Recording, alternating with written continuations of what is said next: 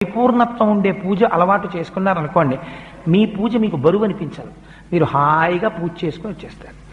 ఒక్కరోజు మీరు ఎంచుకోండి, ఏదో ఒక రోజు నేను ఒక శనివారం నాడు ఇలా పూజ చేసుకుంటాను, లేదు ఒక సోమవారం నాడు చేస్తూ ఉంటాను, లేదు ఒక ఆదివారం నాడు చేస్తాను. ఆ రోజు నియమం పెట్టేసుకోండి. నేను ఈ రోజు విశేషార్చన చేస్తాను అని నియమం పెట్టుకుంటే ఒకే ఒక్కరోజు, ఆ ఒక్కరోజు చేయడానికి మీ మనస్సు ఉరకలు వేస్తుంది. ఇవాళ నేను విశేషార్చన చేస్తాను అని అదే పూజ ఎక్స్పాండ్ అవుతుందంతే. అదే పూజా విధానం, కొత్తగా మీరేం చేయక్కర్లే. కానీ అలా ఎలా పెరుగుతుందో మీకు ఎక్కడికక్కడ చూపిస్తూ ఉపచారములు మనం చేస్తాం శాస్త్రంలో. అవి మీ మనస్సుని తీసుకెళ్లి భగవంతుడి దగ్గర నిలబెట్టడం కోసమని ఉపయోగించాలి. అంతేకాని వాటిని మీరు యాంత్రికంగా చేసేసారనుకోండి షోడశోపచారాల్ని, దానికి అర్థం ఉండదు ఆ పూజకి.